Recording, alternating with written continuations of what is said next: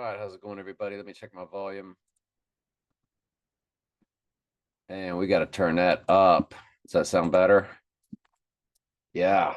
I'm achy. I still don't have my 100% energy back, of course. But I will go back to work tomorrow and use caffeine as a crutch. Come home, go to sleep, go back and do it again Friday, come home, go to sleep. And then got all weekend to rest. I got to make one trip to Whole Foods. I ended up having to do that on Monday, which took everything I had. I had to get food, only eat organic food. And which is why I'm recovering so quickly at the age of 63. I've never recovered this quickly from the flu. Never, never. So, but I'm still achy. I still feel the pains, like just those nerves, those sciatics, those whatever it is that ails you. Um, it's really the nerves. That's why I say the sciatic. It's just my nerves get very sensitive. That's really where my achiness comes from. I don't really get aches. I get pins and needles, which doesn't help me sleep. And sleep is what's key. Now, I have slept better this time than ever before. And I think that's had a lot to do with recovery. And again, I think it's all about, not again, I haven't spoken about it here, but I went to one meal a day and had been doing that and been just cut out a lot of quit taking anything made in a lab. So I quit taking like amino acids or this magnesium they sell you that's made in a lab. And I just started eating a lot more naturally, and my supplements were only natural supplements. And so there wasn't a lot to detox when this detox began, which is what a cold war flu is. We learned that in 2020, didn't we? Even though you can't find those doctors anymore per se, that that's what we were told in 2020. We were told in 2020 that through exosomes, it's what you're actually born with. You have 387 trillion viruses in your body. 45% of your DNA is viral, and coronavirus is 23% of all viruses. You're born with those. They went on to say and tell us. This is your body's natural mechanism to detox itself, to rid itself of toxins that do store up in your body. Yes, massage can rid yourself of toxins. After massage, drink a lot of water, or apple cider vinegar, or cayenne pepper, or ginger root powder. Make sure it's always organic. But we're told that those things will detox you, but not completely. And the reason why colds and flus like run through a household, for instance, like the flu, for instance, like somebody comes home sick and then, everybody in the house is sick. Well, because that's psychosomatic. When you tell yourself you're going to get sick, that's a high possibility you are going to get sick. And the funny part is there's always one in the house that won't get sick, right? And usually it's mom, because mom doesn't tell herself she's going to get sick. Mom tells herself, I can't get sick. I have to take care of my weak husband who buckled when little Johnny got sick and then Sally got sick. And then my husband moped around and was like, oh, I'm going to get sick. Well, he did. But the wife, she flexed and said, I can't get sick. And then she might have said it all, of course, internally in her head. That's all that matters. That's all this stuff is. So when they made you do things in 2020, that was a ritual, wasn't it? It's funny because The Dark Knight started out with a mask. The Joker had the mask at the beginning of the movie, and then The Dark Knight Rises began with the mask. Bane had the mask, both opening scenes. Joker's bank robbery wore the mask. Yeah, yeah, it was a ritual. That's what pagans do. They wear masks at parties. We see that all the time. Did you see Eyes Wide Shut? That was an interesting movie. Anywho, how's everybody doing today? Yeah. So hang on just a quick second. Sorry to take a little break there. Let's talk to somebody on Messenger. I don't think I started the study. I think I was just going over stuff with our world around us. Anyway, the story of what happened spread quickly all through Ephesus to the Jews and the Greeks alike. A solemn fear descended on the city, and the name of the Lord Jesus was greatly honored. Many who became believers confessed their sinful practices. A number of them who had been practicing sorcery brought their incantation books and burned them in the public bonfire. The value of the books was several $1,000,000. Again, this is the New Living Translation, so maybe we'll, you know. So the message about the Lord spread widely and had a powerful effect. Remember, this is a different translation from the King James. King James is Textus Receptus. And many of them, which used curious arts, brought their books together and burned them before all men. Was that all men of the earth? No, it was the subset of all the men that were there. That's why when it is all men seeketh after, when you get those, they'll use that all men to, let's go to Bible Hub on this too. BibleHub.com. They'll use that all men to go, see, Jesus wants everybody saved. No, it's all of the subset group of the sheep that all men was talking about. And that's just how they go about their business. So this is Acts 19:19. Or is it 2019? Yeah, it's 19:19. Let's go. So let's go to Bible Hub. There's just one little thing I want to look at here. Acts 19:19. I sound really nasally, don't I? And my sinuses are pretty much clear, but yeah, they're just there. And anyway, yeah, I just wanted to look at that. All and burned them before all. And then men was added. Okay.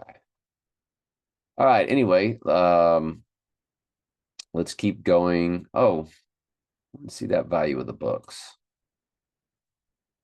They were counted, the price of them, and found it 50,000 pieces of silver. Wow.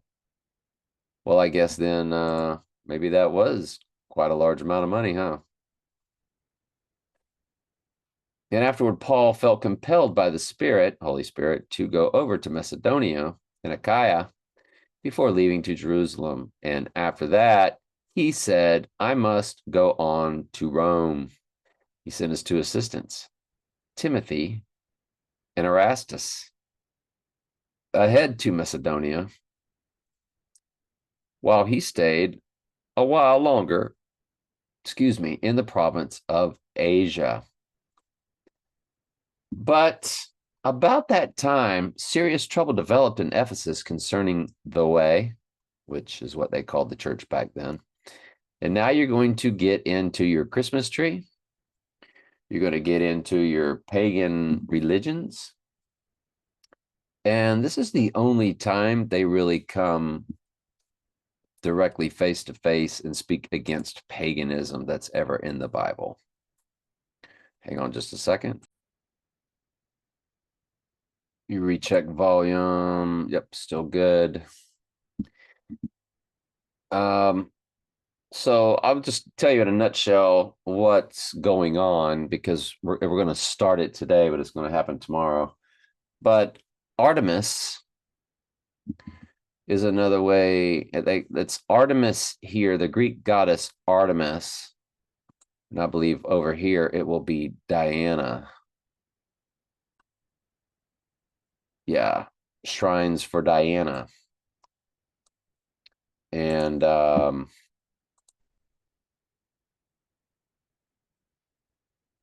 on the Wild Wild West, it was Artemis Gordon, who's sometimes dressed as a female. Artemis Gordon dressed as a female. There it is. That's from the old show right there in the black and white. So, which is an abomination to the Lord for a man to put on a woman's dress and so forth. But looks like there's another one right there too. Those are rituals that Hollywood does, of course, to go against what God said in the Bible. Then you remember one TV show, the guy's name was Screech, after the Screech Owl, which was the it's in the Bible, and they attribute that to, it's not Jezebel. Oh, it's another name of a lady on TV show Cheers. Her name was Dr. Frazier's love interest. Oh, what was her name? Lilith. So Lilith, the Screech Owl.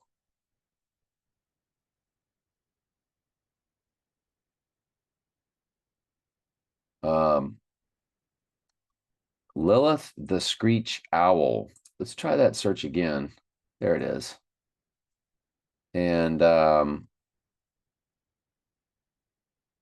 why a screech owl in other translations? Well, Lilith actually means night bird, or so. And you remember Screech? TV show was Screech. Dustin Diamond was his name. Saved by the Bell. Lilith in Cheers.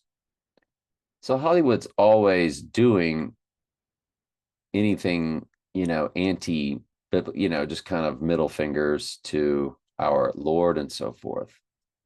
They hate sheep and they hate the truth. So these are not coincidences. They have in the music world the Lilith Fair. The Lilith Fair.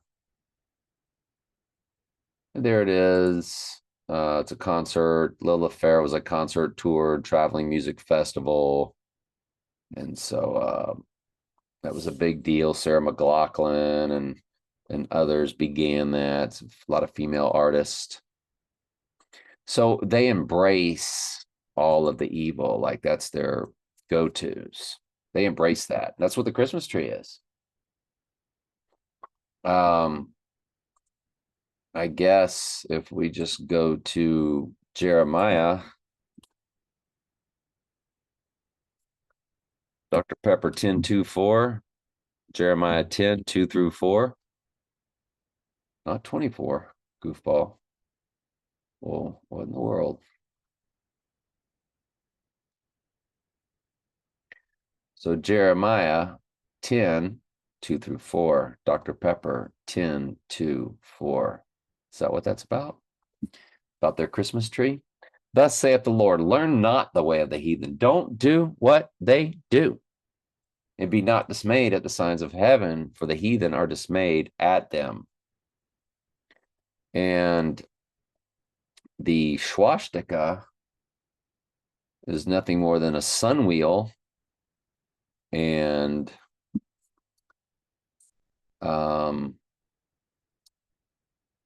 what's that called? Because from the flu, I've got brain fog really bad. Like my recall is horrible. Hinduism, Buddhism. The swastika in Hinduism. The swastika is a symbol in Hinduism that has many meanings, including prosperity and good. Way before there was an Adolf Hitler character, man-made. He was the front man for their He was just following orders.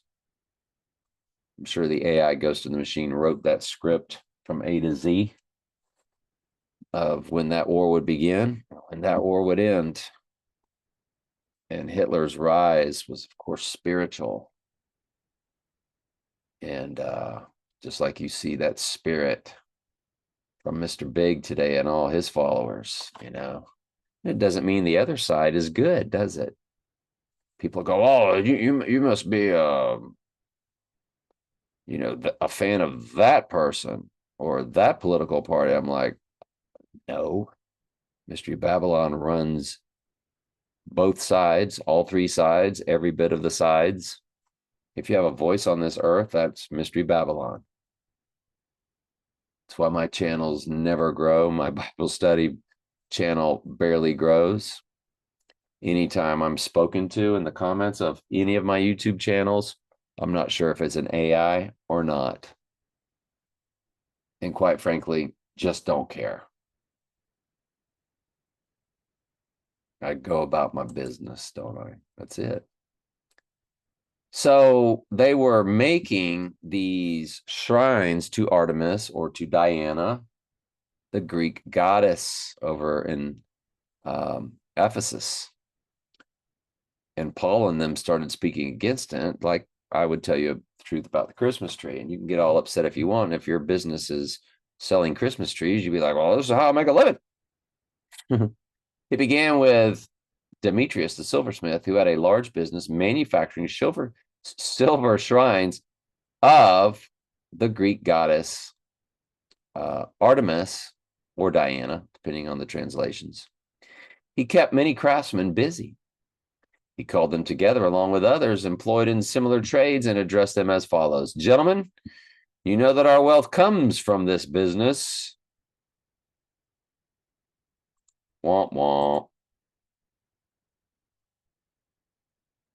For a certain man named Demetrius, a silversmith, which made silver shrines for Diana, brought no small gain unto the craftsmen, whom he called together with the workmen of like occupation, and said, Sirs, ye know that by this craft we have our wealth. We will continue this story tomorrow because they want a piece of Paul, don't they? And whoever's with him. So we're going to read Daniel's King of the North, King of the South in the New Living, at least until we get to the Antichrist himself performing the abomination of desolation. After the enemy army is swept away, remember, these are just probably through Greek Empire. It's just a transfer of power through the kingdoms of the world. It's a story of them going back and forth until you get to the Antichrist, who is that final conqueror on the earth. And after conquering, he then performs the abomination of desolation. So we had already gone through Babylon with Daniel. We had gone through the Medes and the Persians with Daniel. But Daniel didn't live into the Greek Empire, and this began with the Greeks. So I think that's what this is, north and south, back and forth is. After the enemy is swept away, the king of the south will be filled with pride and will execute many thousands of his enemies, but his success will be short-lived. And by the way, the king of the north, if not mistaken, is who we get to at the end. What's in green is the Antichrist. A few years later, not right now, necessarily the Antichrist, right? It is, but that's the team he's on, is this transfer of powers going back and forth. A few years later, the king of the north will return, fully equipped, army far greater than before, and at the time will begin a general uprising against the king of the south. Violent men among your own people will join in fulfillment of this invasion, but they will not succeed. Then the king of the north will come and lay siege to a fortified city and capture it. The best troops of the south will not be able to stand in the face of the onslaught. The king of the north will march onward unopposed. None will be able to stop him. He will pause in the glorious land of Israel, intent on destroying it. Are we getting into the Antichrist now? He will make plans to become with the might of his entire kingdom and will form an alliance with the king of the south. He will give him a daughter in marriage in order to overthrow the kingdom from within, but his plan will fail. Well, his daughter, Mr. Big's daughter, did marry a Jewish man, didn't he? Ivana Trump married a Jewish man. He was the first Jewish member of the first family, having converted before marrying her. And so, yeah, and there's no telling, of course, he's only of Mystery Babylon, but, he's going to be of that political system over there, that power. So that could be what this is here. I don't know, because I know the Antichrist is in the abomination of desolation. It's much further down. If we go all the way down to Daniel 11, I also have that color coded. Then he shall return to his own land, and his heart shall be set against the holy covenant. This is when you get into the abomination of desolation. And again, the holy covenant is spoken of there. Then it says, shall pollute the sanctuary, take away the daily sacrifice, and the abomination that maketh desolate. So again, the abomination of desolation. That's not till verse 31. So I don't know if what we're reading here in verse 17 is your Antichrist yet. But the fact that this the